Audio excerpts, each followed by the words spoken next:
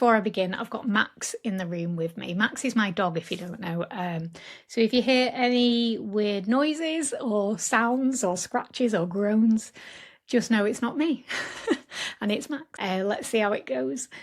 Today's episode is one that, in hindsight, I probably should have done at the beginning, because even though I have tended to mention or reference what people pleasing is and what it isn't in most of the episodes, I've never really done a proper full standalone episode about what people pleasing is and why we often don't realise that we're doing it. And it's important for me to do this episode because you may or may not know this already, but for years and decades I was a people pleaser. I was full on people pleasing and I didn't realise it. I did not know that what I was doing was people pleasing. And yet I was the one always saying yes. I was the one always offering before being asked or agreeing to help out with different people, with work, even when I was already stretched thin, overwhelmed, juggling so many different things myself, feeling emotionally and physically exhausted. I was still the one saying yes and committing to things and making sure that I put everyone else before myself. And I didn't realise it was people pleasing. I think because I just felt like it was what you did. This was just who I was. It was just normal for me to be doing this, to not considering what I really wanted or needed, and to always, be the one that's there for everyone else or be light. I was the one carrying the emotions of other people or feeling what they felt so much that I wanted to do what I could to help them feel better than what I imagined that they felt in different moments, even if that person in question was making me feel or doing something wrong to me that was making me feel bad. I was more concerned with how bad they would feel if they knew how bad they had made me feel, that I would either, I wouldn't even voice it. I was going to say I would apologise for telling them, but I wouldn't even tell them. I would suppress it. I would avoid it. I would dismiss my own feelings because I was so preoccupied with how that other person must have been feeling. And I always felt responsible for helping other people feel better. Now, in some ways, that stood me in good stead in terms of my career now and doing a job I absolutely love. However, without balance, you can see, or you can probably imagine, or how that is not so much of a good thing when you've not got balance with that. So externally, I was the one people went to if they were struggling. I was the sort of easygoing one, the one who always saw the good in people. And whilst that's not an inherently bad thing, it becomes a bad thing when you are not sort of allowing yourself to see the bad things that good person is perhaps doing, the things that are harming you. And so, externally, dependable one, responsible one that got on with everyone, the one who would drop whatever they were doing and felt that it was always the right thing to do, to be there for everyone else, not realising that being there for everyone else meant that I was never there for myself. And that actually makes me feel emotional right now thinking about it. But I'm not going to make this episode about my experiences. Perhaps I will do one at some point about my own journey with it and experiences in a bit more depth. If that would help people, let me know. Contact me on Instagram, please, and let me know. I'm just trying to highlight how externally you may also be like the easygoing one, the one that's always agreeable, and internally you may feel different to that. You may be overthinking everything. You may be feeling anxious, doubting yourself, indecisive, always worrying about other people, what they're thinking, what they're feeling, if you've upset them. These cycles of the overthinking and the feeling, overdoing for people, over time, it really does start to impact you. And you might not realise it. You might not think, oh, I'm feeling this way. I'm feeling so badly because I've been people pleasing all my life. It's just become so ingrained that it feels so familiar that because it's so familiar, it doesn't stand out as a pattern necessarily that you need to start looking at. And so we don't see it. I suppose I was just thinking then about how people-pleasing lies, really, because it sort of tells us that we're doing a good thing. It sort of masquerades as us being kind and helping people and being a good person. And it's not lying necessarily about us being a good person, but it's lying in the sense that it's not about kindness. It's not about us doing something good. It's not about us really doing things to make other people happy. It's about us doing things to stop us feeling unhappy, really, to stop us feeling fear, to stop us worrying about what people are thinking of us. You might recognise this yourself, but again, you might not sort of view it as people pleasing, but you might recognise that if you do say no to someone, if you have to tell them you can't do something, that full body sort of reaction you might get from that feeling awful, absolutely dreading telling someone, or when you've told them, just like, just feeling like this full body reaction to it. So when we people please, the function of it is basically not to feel that way. It's not necessarily about helping someone else. It's about helping us not feel that awful feeling that we feel when we consider that we might have displeased someone. But yet, on the surface or in our thoughts, we might just tell ourselves that when we commit to stuff, when we say yes, when really we want to say no, when we work all those extra hours without seeing any payment for it, or when we're always doing for others, we might just say to ourselves that it's just what you do. Just being a kind person. This is a good thing to do. And this is why it can be really helpful to get in our heads, if you like, what people pleasing is and what it isn't. So people pleasing is when we consistently prioritise other people's needs, wants and comforts consistently at the expense of our own. And that can manifest in very different ways, in loads of different ways, and throughout lots of different contexts. It might show up in different ways. So it's not just about saying yes to things, and it's different to kindness. That's important to hold in mind, if you like, the difference. When we're talking about people pleasing, we're not talking about kindness. Kindness is different. And that's not to say you aren't a kind person. We just need to remove people pleasing from what kindness is, in order to see people pleasing more for what it is. So when we people please, we aren't doing it out of kindness, we're doing it out of fear of rejection, disapproval, conflict, letting someone down, fear of not being liked. It's not a conscious choice like, let me abandon myself. Let me not care about my wants and needs.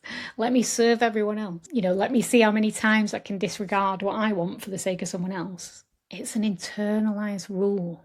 It feels second nature almost, like I must keep everyone else happy at all times. If I disappoint someone, then I'm a bad person. If I take time for myself, I'm being selfish. If I tell someone no, then I'm being difficult.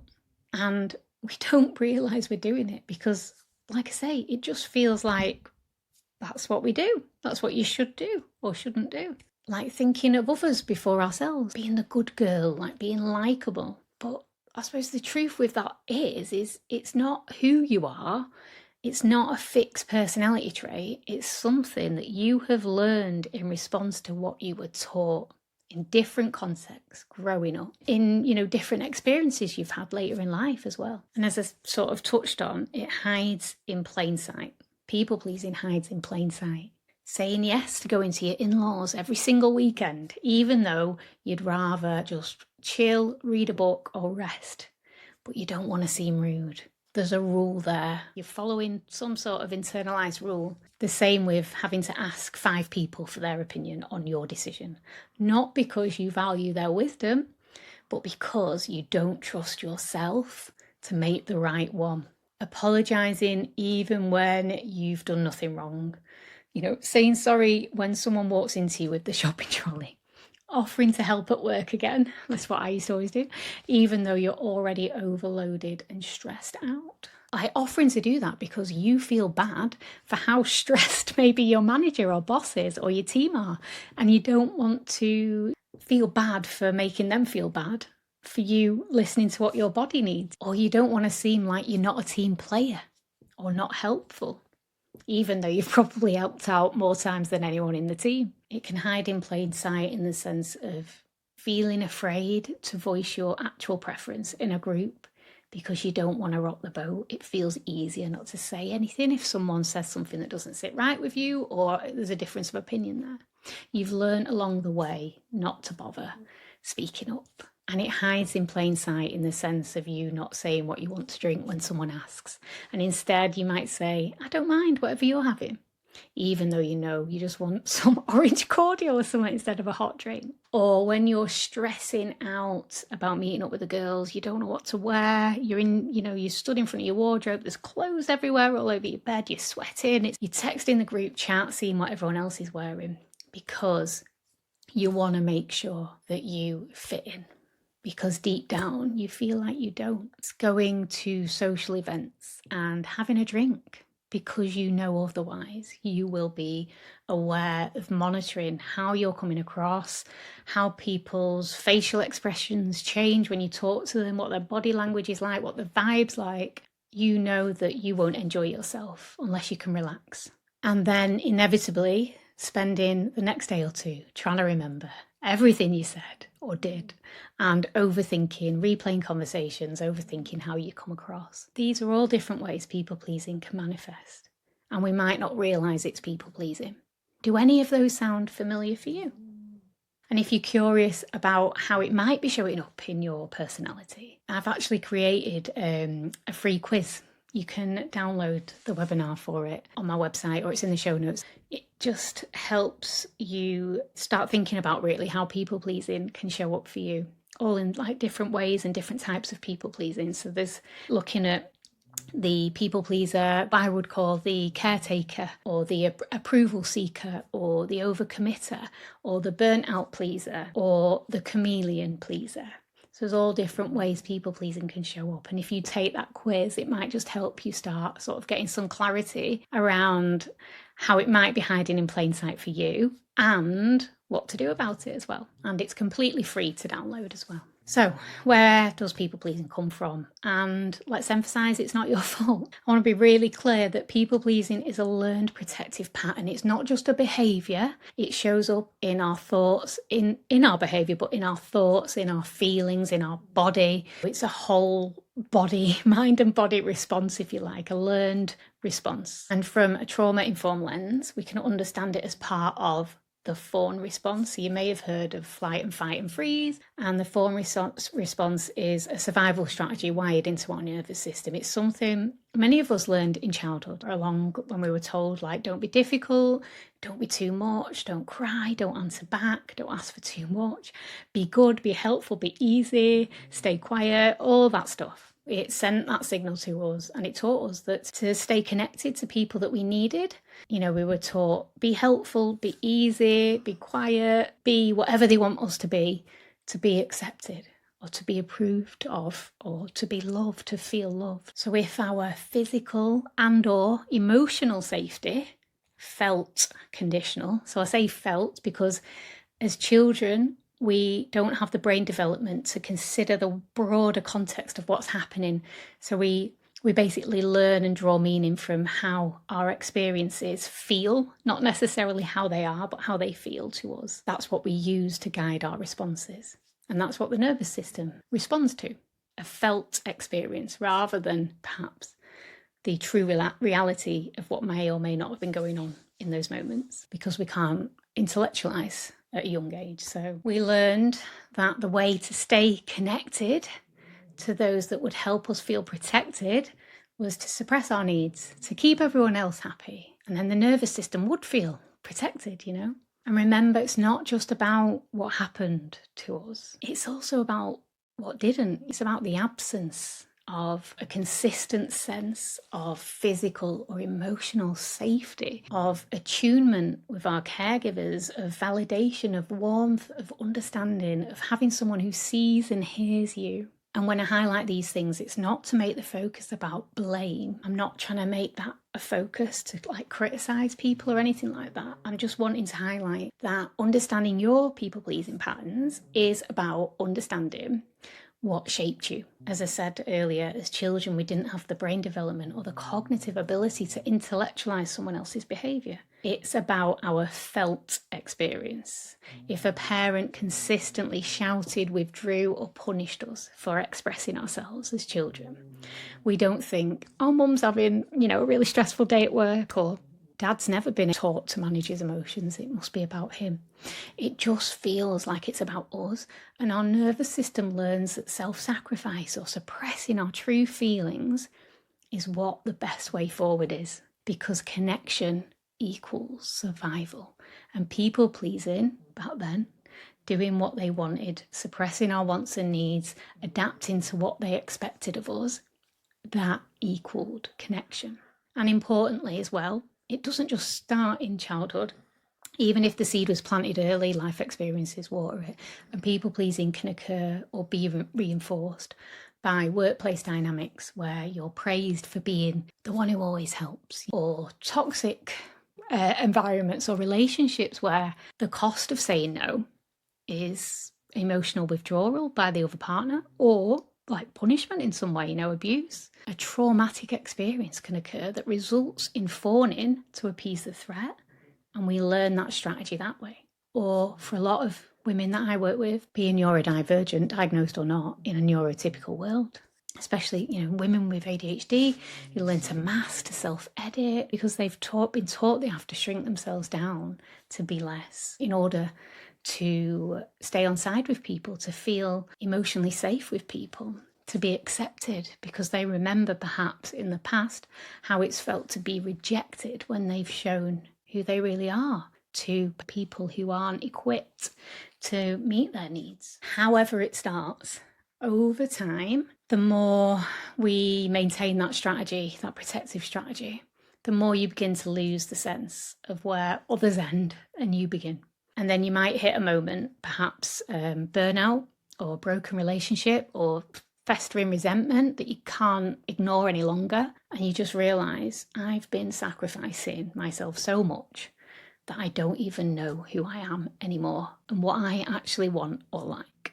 And it might be that moment that it then makes you realise what's actually been happening over the years. And there's so much that can come with that at times. And for many people, like, that realisation brings a whole host of mixed emotion, a mix of grief, of anger, of sadness, grief for the parts of you that never got to speak up or express or be who you wanted to be in the years gone by, sadness that you had to sort of adapt and change who you are to get that feeling of being loved or to get your needs met growing up. Sadness that, like, that little you had to work so hard for approval or to feel worthy of love. And then, of course, there might be a lot of anger there as well, that your needs weren't honoured, that there was people that should have met your needs that didn't. And there are people over the years that perhaps have consistently taken more than they've been willing to give to you. Anger's a tricky one for a lot of people because there's so many negative connotations with anger, but actually anger is just telling us that there has been an injustice along the way that needs exploring and processing and resolving for you internally, and maybe externally sometimes. There's so much information that we can get when we start noticing and tuning into these feelings that perhaps we've been suppressing for so long. And you might also feel confused. You might wonder, well, if I stop people pleasing now, will anyone like me? Who am I? Will I start being a bad person? Will I never do anything nice for anyone ever again because I feel so angry about all this? Will people want me around? Will I lose all my friends or family or partner? And that is absolutely understandable. And if it feels scary and unsettling, it's not uncommon. And it makes sense, doesn't it? Because it's making us start to do something different, and it's unfamiliar to start questioning this pattern that we've been following for so many years. Those feelings that you're having are reflected,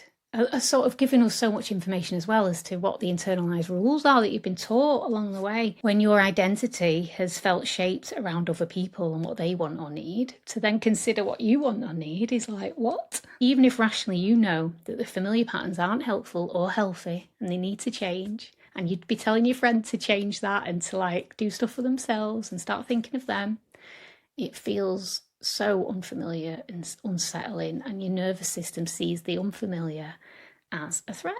The meaning we're attaching to that feeling is that, oh, this is wrong, this is bad to change. When actually, if we can reframe that and consider and see it more for what it is, this is my nervous system responding to change, not because it's bad, but because it doesn't know what's going to happen next, and it is trying to protect me. It might ramp up how it's feeling, like this feeling of resistance might ramp up on the face of deciding how to change things because it feels unsafe somehow. And when things feel unsafe, the usual protective strategy is people pleasing. And now it's like, oh my God, what strategy do I use now? I feel unsafe. And we have to learn new patterns and new strategies. And we need the nervous system, the body and the mind to learn that it is safe enough now to try a different way of navigating life. The people-pleasing strategy isn't needed so much now. So it's not that we have to get rid of it completely. It's just noticing that we are safe enough now to not need it as much as what it feels like we need it. So when your nervous system resists, just reframing that as, I'm not feeling this because I'm doing something bad. I'm feeling this because I'm doing something new. This isn't a threat. This is new opportunities. This is a new sense of freedom for the you that was taught she had to always please, that she couldn't be who she really wanted to be, that she had to shrink herself and stay small.